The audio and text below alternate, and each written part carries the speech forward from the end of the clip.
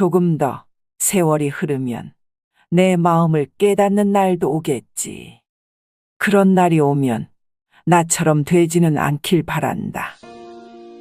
안녕하세요. 부엌사연 구독자 여러분. 저는 팔순을 눈앞에 둔 한 할머니입니다. 지금은 한적한 경기도 외곽에 있는 작은 양로원에서 지내고 있어요. 나이가 나이인지라 최근에 몸이 많이 약해졌습니다. 몸도 많이 약해져 감기라도 한 번 걸리면 오랫동안 앓아눕기도 하지요. 하지만 아직 정신은 맑아 요양원에 있는 다른 노인들과 잘 어울리고 이렇게 사연 라디오도 곧잘 듣습니다. 그러다 제 사연까지 보내게 되었지요. 며칠 전 마음이 잘 통하는 벗들과 함께 둘러앉아 맛있는 제철 자두를 잘라 먹으며 사연 라디오를 들었어요. 옆방에 있는 김씨네 큰아들이 지금이 제철이라며 크고 통통한 자두를 한 박스 사다 주었는데 좀처럼 음식을 맛있게 먹는 법이 없는 이 할머니들의 입맛을 한 번에 사로잡는 새콤달콤한 맛이 일품이었어요. 큼직한 크기의 자두라 먹기 좋게 썰어 다들 즐거운 시간을 보내고 있었습니다. 그러다가 한 슬픈 사연을 듣게 되었는데 저도 모르게 눈물을 뚝뚝 흘렸어요. 글쓴이의 사연이 마치 제 이야기처럼 느껴졌거든요. 참 신기하게도 비슷한 처지에 있는 다른 사연을 듣고 함께 눈물까지 흘리니 마음에 큰 위안이 되더라고요. 그래서 제 이야기도 함께 나누고 싶어 이렇게 사연을 띄우게 되었습니다. 그동안 열심히 살아온 인생인데 노년에는 왜 이렇게 가슴이 텅 빈 것 같고 허무함만 남을까요? 인생이라는 것이 원래 그런 것일까요? 아마 저와 같은 쓸쓸한 마음을 가지고 계시는 분이라면 오늘 이야기가 많이 와닿을 것 같습니다. 그렇다면 같이 눈물도 흘리고 신세한탄도 하며 마음의 위로를 받았으면 좋겠어요. 제 사연을 듣고 느끼신 바가 있다면 부디 그냥 지나치지 마시고 짧더라도 한마디 남겨주시길 부탁드리겠습니다. 그럼 저의 인생 이야기를 천천히 시작해 볼게요. 저에게는 3명의 자식이 있습니다. 일남이녀로 첫째 딸 인숙이와 둘째 아들 철민 그리고 막내 딸 현숙 이렇게 키워냈지요. 원래는 막내 아들이 하나 더 있었는데 아기일 때 잃었습니다. 그래서 그런지 남은 셋은 더 애지중지하며 키웠어요. 하지만 키워놓고 보니 자식이 있어봤자 다 소용없더라고요. 그러니 제가 지금 이렇게 양로원에서 지내는 거 아니겠어요? 아이들은 지금 모두 가정을 꾸려 따로 살고 있습니다. 큰딸은 저와 가까운 곳에 둘째 아들과 막내딸은 서울에서 거주하고 있습니다. 저는 아들이 사놓은 땅 위에 지은 작은 단독주택에서 17년째 남편과 살고 있었어요. 남편은 팔순이 넘어가자 급격히 건강이 나빠졌죠. 근 2년간은 방 안에서만 앉아 지냈지요. 어느 날 남편이 가슴을 두드리며 말했어요. 가슴팍이 답답하고 숨이 안 쉬어져. 이상한데? 저녁 먹은 게 탈이 났나? 많이 답답해요. 몇 분간 가슴을 쳐보기도 하고 문질러 보기도 하다가 남편은 갑자기 뒤로 넘어갔습니다. 순식간에 벌어진 일이었어요. 여보, 아니 왜 이래? 머릿속이 새하얗게 변하고 무엇을 어떻게 해야 하는지 모르겠더군요. 가장 먼저 떠오른 건 큰딸이었어요. 저는 곧 허둥거리며 다급하게 큰딸에게 전화를 걸어 도움을 청했습니다. 인수가 이게 무슨 일인지 모르겠는데 네 아버지가 지금 쓰러지셨어. 빨리 와봐라. 뭐라고요? 아버지가 지금 쓰러지셨다고요? 그렇게 어쩔 줄 몰라 하며 얼마간 시간이 흐른 뒤 큰딸과 첫째 사위, 그리고 구급대원들이 거의 동시에 도착했습니다. 엄마, 아빠 왜 그래요? 나도 모르겠다. 갑자기 숨 쉬는 게 힘들다고 하시더니 저렇게 쓰러지셨어. 큰딸은 어쩔 줄 몰라 하며 발만 동동 구르고 있었고 구급대원들은 급히 남편을 구급차에 실었습니다. 이제 보호자가 필요했어요. 첫째 사위가 나섰죠. 당신은 집에 있어. 내가 어머니랑 같이 갈 테니까. 나도 가야지. 어떡해. 전화할 테니까 가게에서 잠깐만 기다려. 별일 없으실 거야. 힘겹게 숨을 쉬고 있는 남편을 본 큰딸은 사색이 되어 눈에 눈물까지 흘리고 있었지만 첫째 사위가 안심시키려 했습니다. 그리고 나서 구급차는 저와 첫째 사위를 태우고 다급하게 출발했어요. 저는 남편의 손을 꼭 쥐었습니다.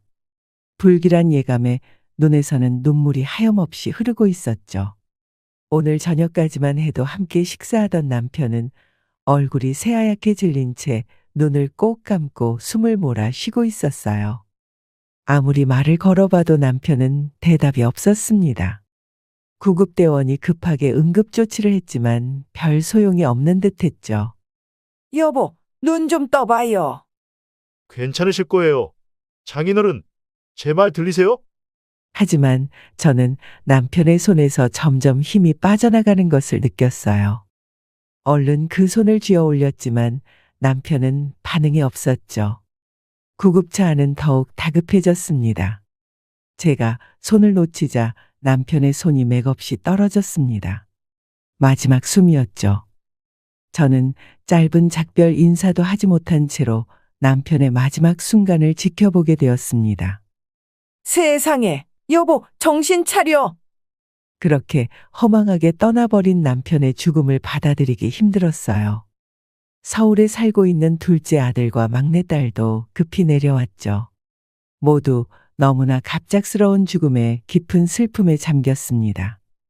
그때 남편은 80이 넘은 나이였으니 언제 어떻게 되어도 이상하지는 않을 나이였죠. 저도 76이 넘으며 죽음과 가까워지고 있다는 것을 머리로는 알고 있었지만 평생을 함께한 남편이 하루아침에 사라지니 현실감이 없었어요. 그렇게 참담한 마음으로 치른 남편의 장례식에 찾아온 사람들은 말했습니다. 그래도 80까지 넘어서 사시다가 가족 곁에서 고통 없이 갔으니 호상이에요. 모두들 그렇게 위로했지만 저에게는 너무나도 큰 상실이었죠. 그래도 아내와 평화로운 저녁 식사를 마치고 숨을 거둔 남편은 병원이나 요양원에서 쓸쓸하게 죽음을 맞이하는 사람들보다 더 나은 끝을 맞이했다고 생각했습니다. 멍하게 허공을 올려다보며 저도 모르게 중얼거렸어요. 사람들 말이 다 맞아. 나도 우리 집에서 살다가 그렇게 조용히. 엄마, 무슨 그런 말씀을 해요. 엄마까지 가면 우리는 어떡해요? 제 말을 들은 큰딸은 펄쩍 뛰며 두 눈 가득 고인 눈물을 닦았습니다. 그렇게 정신없는 나날이 지나고 저는 남편 없이 집으로 돌아오게 되었어요. 큰딸이 걱정스레 물었죠. 엄마, 진짜 혼자서 괜찮겠어요? 저는 그저 고개를 끄덕일 뿐이었습니다. 모든 것이 너무 빠르게 변해버린 상황이지만 그저 평소처럼 하루하루를 살아가고자 했어요. 장례가 끝나자 자식들이 모두 제 집으로 모였습니다. 둘째 아들과 막내딸은 곧 서울로 올라가야 하는데도 발걸음이 잘 떨어지지 않는지 자꾸 저를 돌아봤습니다. 특히 제가 혼자 있는 게 많이 걱정되는 모양이었어요. 엄마, 며칠만이라도 누나 집에 가서 좀 있는 게 어때요? 그래요. 우리 집에 와서 좀 쉬면서 며칠 머무르세요. 내가 거기 가서 뭐 하겠니? 그냥 집에 있는 게 좋아. 엄마, 아니면 우리 집은 어때? 좀 새로운 데 있는 것도 괜찮지 않아요? 혼자 이 집에 있으면 좀 그렇잖아. 신경 쓰지 마라. 너희 아버지 계실 때도 혼자 있는 거랑 크게 차이도 없었어. 자식들의 권유에 저는 거듭 고개를 저으며 거절했죠.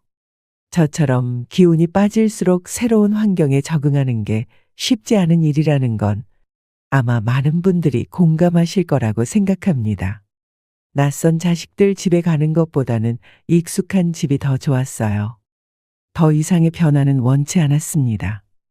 남편이 없는 집이지만 그래도 이곳이 제게는 편했어요.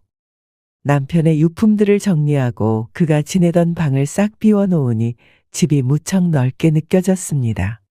도로와 떨어진 후미진 곳에 있는 집이라 원체 조용했는데 이제는 남편마저 없으니 바늘이 떨어져도 크게 들릴 것 같았습니다. 그래서 저는 그날부터 TV 볼륨을 크게 키우고 생활했어요. 수발 들어야 하는 영감도 없으니 편안하네. 이렇게 스스로 말해보았지만 아무리 살아생전 과묵했던 영감이라도 사람 하나 있고 없는 게 이렇게 큰 허전함으로 다가올 줄이야. 저는 커다란 구멍이 뚫린 듯 헛헛해진 마음을 달랠 길이 없다는 사실에 당황스러웠습니다. 다음 날도 다다음 날도 저는 마당에 앉아 풀 구경을 하다가 집으로 들어와 TV를 보고 다시 나가서 마당에 앉아 있다가 들어오곤 했어요. 혼자서는 이곳에서 할 일이 없었습니다. 얼마 전 옆집에서 살던 친구도 요양원에 들어가는 바람에 더 쓸쓸했어요. 다른 친구들은 조금 멀리 떨어져 있어서 만나러 나가는 것도 쉽지 않더라고요. 남편이 살아있을 때 그리고 건강이 좀 괜찮을 때는 오토바이로 데려다 주곤 해서 불편함을 느끼지 못했는데 무심하게 화창한 날씨와 울창하게 자라난 정원의 풀들을 내다보는데 울컥 무섭고 외로운 기분이 엄습해왔습니다. 하지만 아무리 할 일 없는 노인이라도 맨날 집에만 있을 수는 없었지요. 심심해서 잠깐 외출을 해볼까 하고 마을 어귀로 나가 보았어요. 20분 정도 걸어 나가면 버스 정류장이 있었고 버스를 타면 번화한 거리에 갈 수 있었습니다. 그렇게 답답한 기분이 들 때면 바깥에 나가서 시장 구경도 하고 가끔 먼 거리에 있는 친구 얼굴도 보러 다니며 외로움을 달랬습니다. 그런데 버스에서 내리다가 발목이 조금 삐끗했어요. 병원에 갈 정도는 아니었지만 아리는 느낌이 나서 집안에서만 쉬고 있었죠. 그동안 틈틈이 나가 바깥 바람도 쐬고 그랬는데 이렇게 조금만 다쳐도 혼자서 집에 앉아 있어야 하니 조금 우울해졌습니다. 발목은 점점 나아졌지만 며칠 동안 집안에 꼼짝 못하고 갇혀 있으니 이번엔 속이 불편해지더군요. 그러다 밥을 한번 잘못 먹었는지 위가 쥐어짜는 듯 아팠습니다. 인수가 어제부터 배가 좀 아파서 병원에 좀 가야 될 것 같아. 체한 거 아니에요? 매실은 좀 먹어보셨어요? 어제 오늘까지 계속 먹었는데도 아픈 게 내려가지 않네. 집에 약도 떨어지고. 어쩌지? 오늘 식당에 바쁜 일이 있어서 시장으로 잠깐 넘어왔는데 내가 내일 일찍 가면 안 될까요? 저는 뒤틀린 고통이 느껴지는 배를 부여잡고 있었어요. 입에서도 절로 앓는 소리가 나왔지요. 제가 아파하는 소리를 내자 큰딸은 걱정스레 물었습니다. 그렇게 많이 아파요? 잠깐만 기다려봐요. 내가 지금 빨리 갈게요. 아니야. 너 바쁘면 조금 쉬었다가 그냥 택시 타고 가도 돼. 간다니까 조금만 기다려요. 이제는 조금만 컨디션이 안 좋으면 큰딸 없이는 오도 가도 못하는 신세가 되었죠. 전화를 끊고 저는 식은땀을 닦았습니다. 웬만해선 딸을 귀찮게 하고 싶지 않았지만 이런 때는 어쩔 수 없었어요. 정신이 없었는지 앞치마까지 그대로 맨 채 병원에 가야 했죠. 딸이 저를 병원 앞에 내려주며 말했습니다. 엄마, 내가 가게 일을 하다가 중간에 나와서 일단 돌아가 봐야 해요. 진료 끝나면 전화해요. 내가 다시 모시러 올게요. 저는 병원에서 접수하는데도 한참을 헤맸고 진료를 받는 데까지 시간이 걸렸어요. 약을 타서 나오니 1시간이 훌쩍 지나가 있었습니다. 병원 밖으로 나와 딸에게 전화를 걸었지만 한창 바빴는지 2번 전화를 걸어도 받지 않았어요. 택시라도 타고 가려 했지만 지나가는 택시가 한 대도 보이지 않았습니다. 병원 앞 벤치에 앉아 한참 기다리다 보니 드디어 딸에게서 전화가 걸려왔어요. 전화를 받자 다급한 목소리가 들렸습니다. 엄마, 정말 미안해요. 도저히 잠깐 나올 수가 없는 상황이었어. 지금 어디에 있어요? 진료는 진작에 끝났어. 지금 병원 앞에 나와 있다. 택시라도 타고 가지. 여태 기다렸어? 많이 기다렸죠. 지나가는 택시가 없었어. 콜택시라도 부르지. 그런 걸 할 줄 알았으면 애초에 딸을 부르지 않았겠지. 라고 저는 혼잣말로 중얼거렸어요. 딸이 다시 저를 데리러 왔고 차에 타자마자 속이 상했는지 타박을 했습니다. 엄마, 이제 택시도 부를 줄 알아야지. 내가 데리러 못 올 때 엄마 혼자 아무 데도 못 가면 어떡해요? 너도 이 나이 되어봐라. 그게 쉬운 일인지. 제가 한숨을 쉬며 말하자 딸은 답답한 듯 조금 짜증 섞인 목소리로 대답했습니다. 엄마, 나이가 무슨 상관이에요? 의지 문제지. 아직 50대 중반의 큰딸은 제 상황을 잘 이해하지 못하는 것 같았어요. 친구처럼 편안하게 지냈지만 딸과 다르게 흘러가고 있는 저의 시간을 알아주기는 어려운 모양이었습니다. 그렇게 서먹한 분위기에서 집에 거의 도착했을 때 딸이 머뭇거리며 말을 꺼냈어요. 그런데 엄마, 아빠도 없는데 엄마 혼자 그 집에서 살기가 힘들잖아요. 차라리 지금 그 집을 비우고 철민이네 집에 있는 게 낫지 않겠어요? 그래도 서울이니까 걸어서 어디든 갈 수 있고 병원도 가깝고. 멀쩡한 내 집 놔두고 왜 거길 가니? 엄마 혼자 그 집에 있는 게 마음이 안 놓여서 그렇죠. 행여나 엄마가 쓰러져도 아무도 모르잖아요. 옆집에 살던 순자네 할머니도 이제 없고. 그건 정말 싫다. 아들도 그렇고 며느리도 그렇고 그렇게 편한 사이가 아니잖아. 딸의 제안에 단호하게 고개를 저었습니다. 저는 명절 때나 종종 방문하던 둘째 아들의 집을 떠올려 봤어요. 그곳은 결코 저에게 편한 장소가 아니었죠. 며느리와 저는 아직도 남처럼 서먹한 관계였습니다. 물론 제가 며느리를 딸처럼 생각하지 않고 거리를 두기도 했었고요. 그러자 큰딸은 잠시 생각에 잠기더니 다시 말을 꺼내더군요. 그러면 막내 현숙이한테 가셔서 지내는 건 어때요? 아무래도 철민이 집보단 편하겠지. 그 집에 가는 것도 말이 안 되지. 입에 겨우 풀칠하고 사는 애한테 무슨 짐을 지어주려고? 큰딸은 크게 한숨을 쉬며 신세를 한탄하듯 말했습니다. 엄마, 내가 매일 이렇게 엄마를 돌볼 수는 없잖아요. 이제 엄마도 좀 편히 사셔야지. 사실 이렇게 딸을 부르는 것도 많아야 일주일에 한 번 있을까 말까였고, 오늘처럼 이렇게 갑자기 아프지 않았다면 연락할 일도 없었을 텐데 말이죠. 그래도 가깝게 생각하고 의지하고 있던 큰딸에게 이런 소리를 들으니 못내 섭섭하더군요. 속에서 화가 올라오는 것이 느껴졌습니다. 둘째와 막내 이야기를 꺼내면서도 큰딸은 끝끝내 자신이 돌보겠다는 말은 하지 않았어요.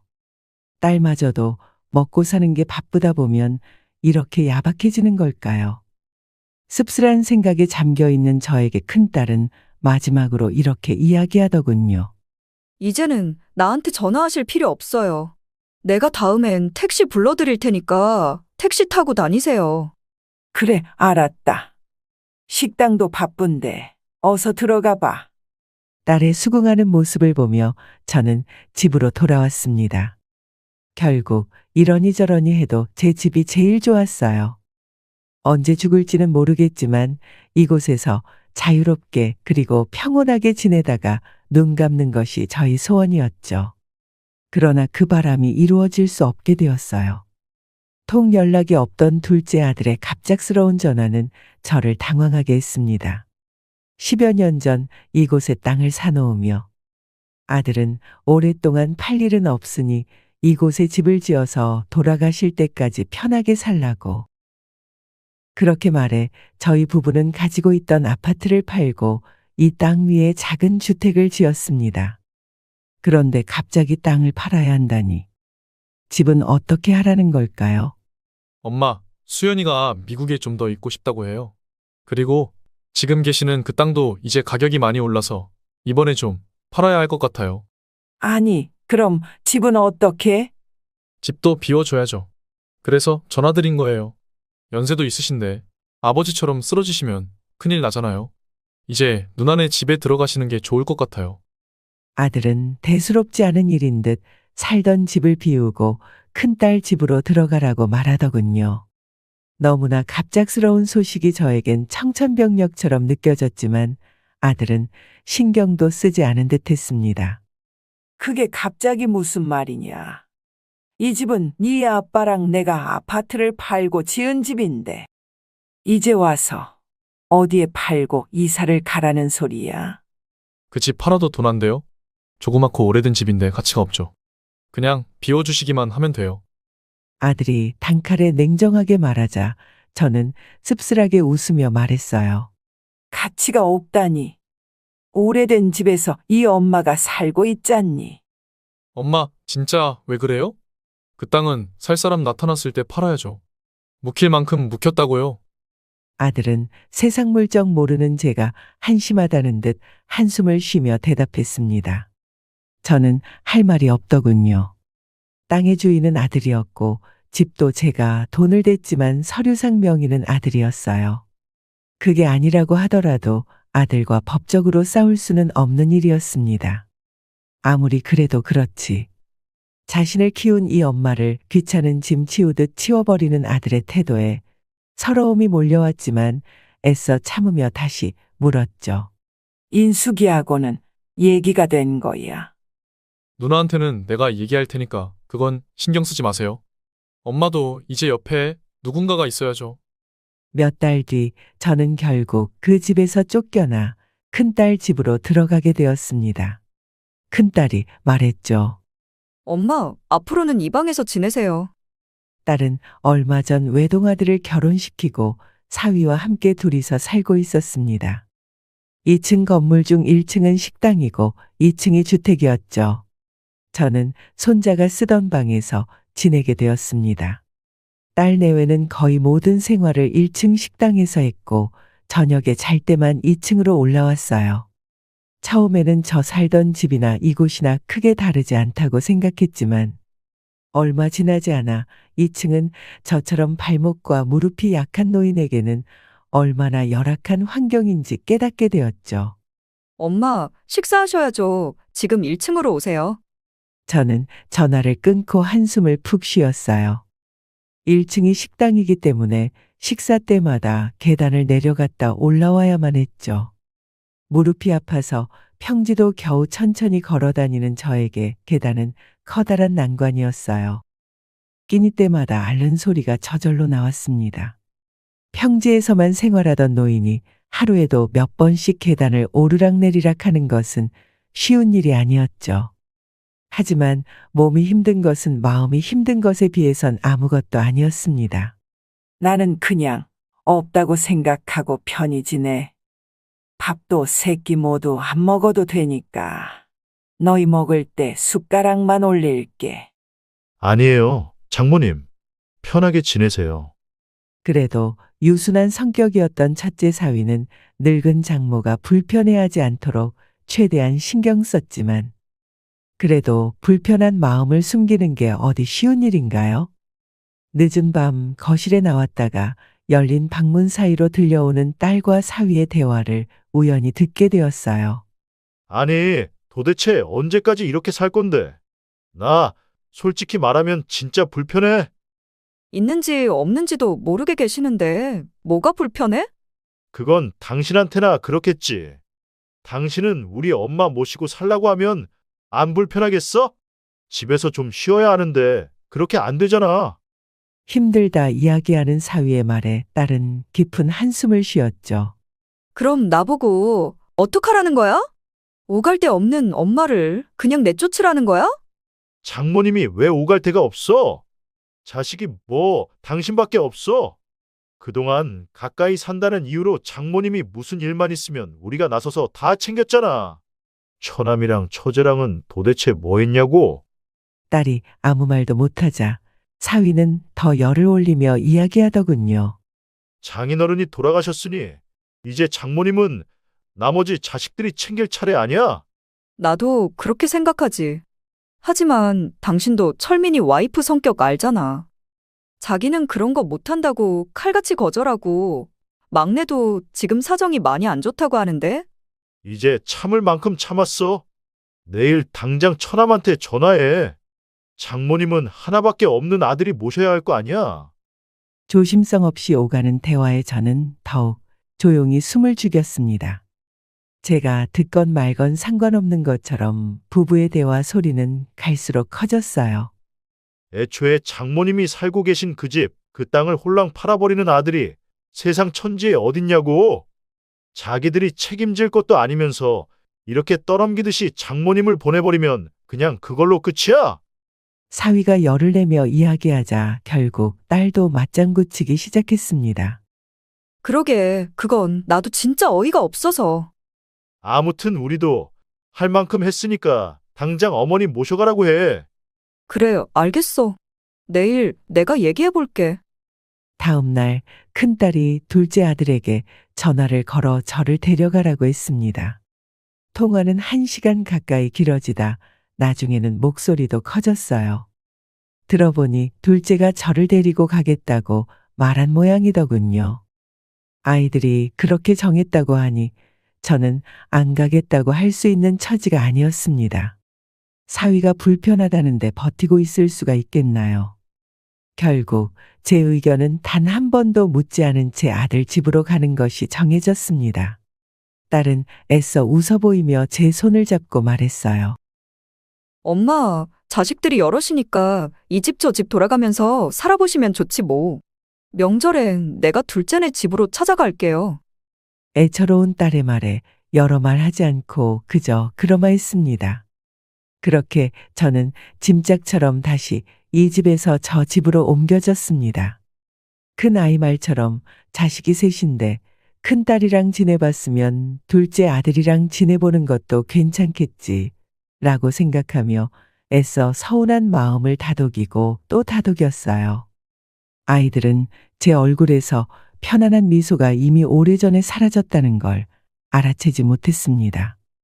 둘째 아들은 탄탄한 중견기업의 임원으로 살림이 넉넉한 편이었습니다. 자식이 둘 있었는데 모두 외국에 나가 있었어요. 그래서 아들 부부만 넓은 평수의 아파트에 살고 있었죠. 아들 집에 올 때면 항상 알 수 없는 긴장감으로 마음이 불편했습니다.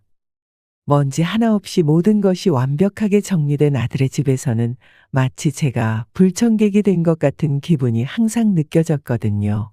엄마, 회사 갔다 올게요. 쉬고 계세요. 아들이 이른 아침 출근하면 그 집엔 저와 며느리만 남게 되었습니다. 둘째 며느리는 말이 없고 무뚝뚝한 편이었어요. 그래서 함께 대화를 나누는 일은 거의 없었습니다. 가만히 앉아만 있으면 저도 좀이 쑤시니 뭐라도 보탬이 될까 싶어 청소를 하면 며느리는 저를 말리기 바빴죠. 어머니, 그냥 두세요. 그건 제가 할게요. 아니다. 넌 쉬고 있어라. 이것만 닦으면 돼. 부지런히 움직여도 가만히 있어도 며느리는 저를 불편해했습니다. 그런 며느리의 눈치를 보느라 저 또한 가시방석에 앉은 듯한 기분이었습니다. 혼자 살던 제가 갑자기 며느리 눈치를 보며 사는 게 힘들었지만 어쩔 수 없었죠. 며느리도 힘들었을 것입니다. 갑작스럽게 시어머니를 모시고 살게 되었으니 불만이 쌓일 수밖에 없었겠죠.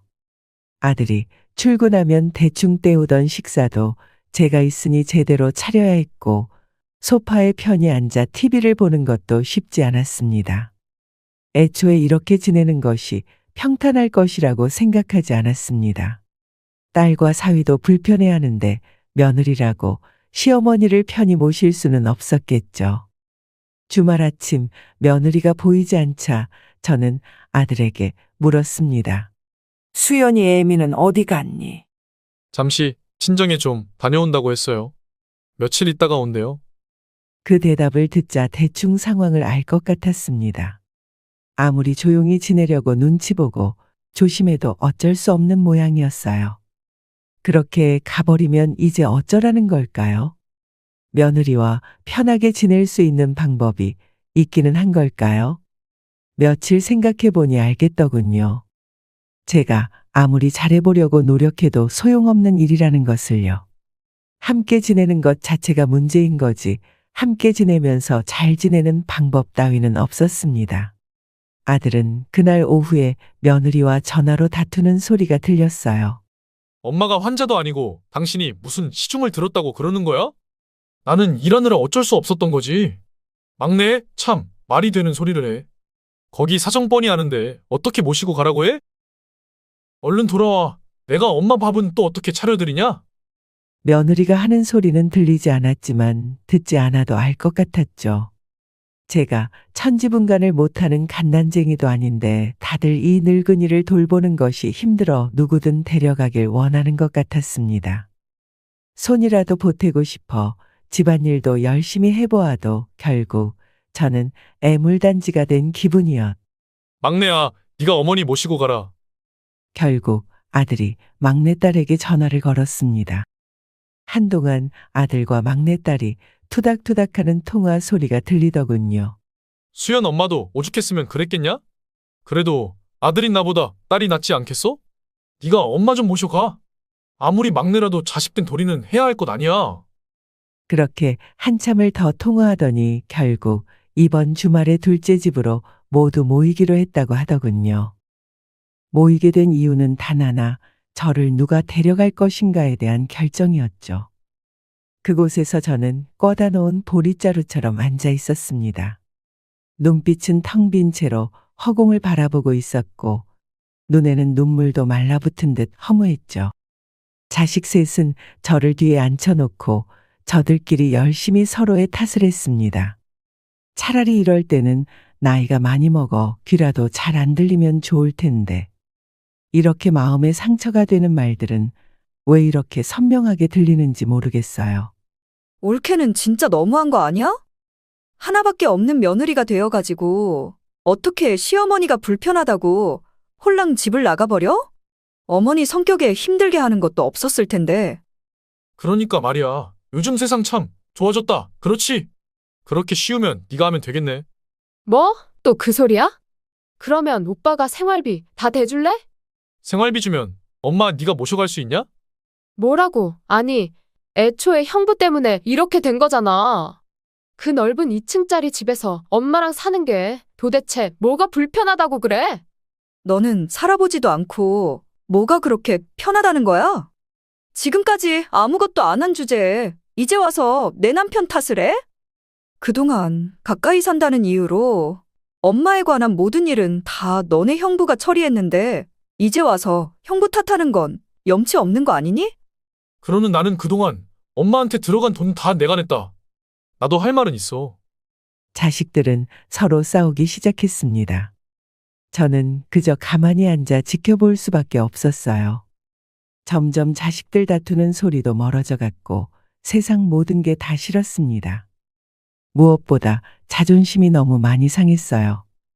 이런 꼴 보려고 젊어서 그렇게 전전긍긍하며 자식을 키웠나 싶어 지난 제 인생까지 우스워지더군요. 남처럼 변한 자식들이 서로 저를 책임지지 않으려고 싸우는 모습을 보니 가슴에 찢어지도록 아팠습니다. 그만해라. 한참을 듣고 있다가 결국 제가 입을 열었습니다. 처음에는 제 목소리를 못 들었던 아이들도 하나둘 저에게 집중하기 시작했어요. 나만 없으면 너희들이 이렇게 싸울 일이 없는 거지? 나는 이제 내가 알아서 살련다. 그러니까 그만들 해라. 둘째 아들이 조심스럽게 물었습니다. 아니, 어머니, 어떻게 알아서 한다는 거예요? 양로원 들어갈 거다. 이제 너희들 모두 신경 끄고 살아. 자식들은 놀라서 한마디씩 했습니다. 뭐? 양로원. 갑자기 그게 무슨 소리야? 엄마, 자식이 셋이나 있는데 무슨 양로원에 들어가? 저는 씁쓸하게 헛웃음을 지으며 이야기했어요. 그래, 자식들이 셋이나 있지만 나이든 엄마를 돌봐줄 사람이 있냐? 너희 중에 그렇게 할 사람이 있어? 없지? 그러니까 내가 알아서 살련다. 제발 그만하자. 이제 이리저리 옮겨 다니는 것도 싫고 너희들이 이렇게 내 앞에서 목소리 높이는 것도 꼴보기 싫다. 저는 자식들에게 짐이 될까 미안한 마음은 더 이상 들지 않았습니다. 그저 부모의 은혜를 마치 아무것도 아니라는 듯 바닥에 내팽개친 그들이 괘씸할 뿐이었죠. 그리고 이런 더러운 꼴을 보는 제 자신의 처지도 너무나 서럽게 느껴졌습니다.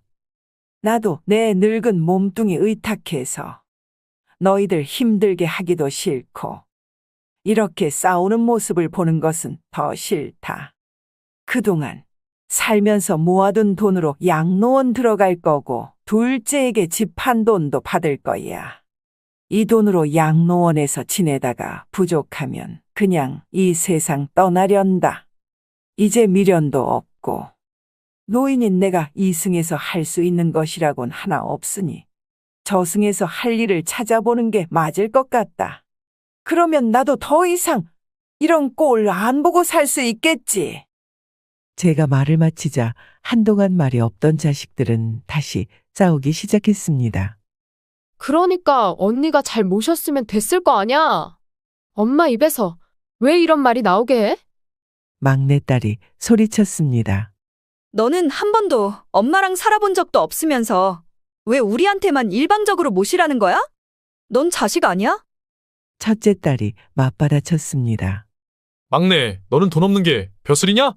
그럼 차라리 중간쯤에 방이라도 하나 구해드리고 돌아가면서 왔다 갔다 하는 게 낫겠다. 둘째 아들의 이야기에 모두 아들을 돌아봤죠. 어처구니 없는 이야기였어요. 저는 그들을 향해 치를 떨며 말했습니다. 닥치지 못해? 더 이상 내 앞에서 입 하나 뻥긋하지도 마. 내가 이런 말까지 들어가며 살아야 하냐? 나는 평생을 내 한 몸 바쳐 너희 셋을 키웠는데 너희는 셋이나 돼서 엄마 하나 가지고 서로 미루고 있어. 내가 너희 집 돌아다니는 게 좋아서 아무 말 없이 순순히 있었는 줄 알아? 너희에게 이젠 바라는 것 하나 없다. 너희는 먹고 살기 바쁜 것 같으니 제발 알아서 살아라. 이렇게까지 말하고 나자 저는 북받치는 슬픔을 참을 수 없었습니다. 결국 눈물이 터져나오고야 말았죠. 이 모습을 아빠가 봤으면 땅을 치면서 울었을 거다. 나도 내 아빠나 따라갈 걸. 그 후 저를 만류하는 아이들의 손을 거세게 뿌리치고 가방 하나 달랑 든 채 아들 집을 나와 버렸어요. 하지만 누구도 저를 붙잡지 못했습니다. 며칠 뒤 저는 예전에 알아두었던 작고 저렴한 양로원으로 들어갔습니다. 자식들은 입으로는 말렸지만 누구 하나 우리 집으로 오라는 사람은 없었지요. 이따금 자식들이 면회를 왔지만 저는 아이들 보기를 거부했습니다. 그리고 면회를 오는 자식들에게는 직원을 통해 제 쪽지를 보여주었어요. 쪽지에는 이렇게 적혀 있었습니다. 이곳에 있다가 너희 아버지가 부르면 가련다. 내가 죽더라도 때가 된 것이니 너희 탓은 아니지. 나는 평생을 너희를 사랑해왔다. 너희가 부모인 나를 사랑하지 않는다고는 생각하지 않으련다. 조금 더 세월이 흐르면 내 마음을 깨닫는 날도 오겠지. 그런 날이 오면 나처럼 되지는 않길 바란다. 너희도 부디 그런 날이 오지 않도록 살피며 살아라. 나는 내 아버지와 함께 그날 죽었다고 생각해. 그리고 더 이상은 찾아오지 말거라. 나도 행복했던 기억만 가지고 가련다. 그 후 자식들이 후회를 했는지 안 했는지는 알 수 없었습니다. 하지만 끝까지 살아있는 제 얼굴을 마주할 일은 이제는 다시 없을 거예요. 제가 생각해도 제 인생 이야기는 참 구질구질합니다. 다른 똑똑한 분들처럼 저도 숨겨둔 노후 자금이 있었으면 좋겠고 기적 같은 반전이 일어났으면 좋겠어요. 아마 제 이야기가 답답해서 가슴을 치고 듣고 나면 기분까지 상하실지도 모르겠습니다만 저의 현실은 조금의 가감없이 이렇게 되었습니다. 오히려 사연으로 풀지 못한 이야기가 더 많아요. 같은 양로원에 있는 다른 벗들의 이야기도 비슷비슷해요. 가끔 지난 일들을 생각하고 있으면 과연 어떻게 살았어야 했을까 하는 생각이 듭니다. 사업으로 성공해서 자산을 많이 가지고 있었어야 했었다면 그 일을 못 해낸 저희 부부 잘못도 있겠지요. 저와 남편은 둘 다 비슷하게 가난한 집에서 태어나 성실하고 순진하게 살아왔어요. 맨몸으로 이 거친 세상을 버티면서 세 자식을 온전하게 키워내기 위해 단 하루도 게으름 피우는 일 없이 마냥 부지런하게만 살았습니다. 하지만 이렇게 늙은 후 아무것도 보상받지 못했다는 생각이 들 때면 밤에 잠도 오지 않고 눈물만 하염없이 나와요. 자식이 셋 중 누구 한 명이라도 제 마음을 헤아려 주었으면 하는 바람은 버린 지 오래입니다. 그저 마지막 눈 감는 날에 제 마음이 조금이라도 더 편안할 수 있으면 좋겠어요. 오늘 저희 사연에 공감이 되신 분이 있다면 아직 괴로움에서 벗어나지 못하고 있는 저를 위해 따뜻한 위로 한마디 부탁드립니다. 산다는 게 뭔지, 이렇게 가슴이 뻥 뚫린 듯 허무할 수밖에 없는 건지, 팔순이 가까운 나이가 되어서도 아직 모르겠네요. 인생의 작은 지혜를 나눠주시면 하나하나 유심히 살펴보고 마음에 잘 간직하여 남은 시간을 더 편안하게 보낼 수 있도록 하겠습니다. 지금까지 제 답답한 이야기에 귀 기울여 주셔서 감사합니다. 모두 항상 건강하시고 마음의 평안을 찾으시길 바랍니다. 오늘 사연 어떻게 들으셨나요? 이번 이야기가 구독자분들에게 따뜻한 위로가 되었으면 좋겠습니다. 느끼신 점이 있다면 댓글로 허심탄회하게 의견을 나눠주세요. 부엌 사연은 여러분의 구독과 좋아요 그리고 댓글로 유지됩니다. 앞으로 더 좋은 사연으로 찾아뵐 수 있도록 많은 도움을 부탁드려요. 감사합니다.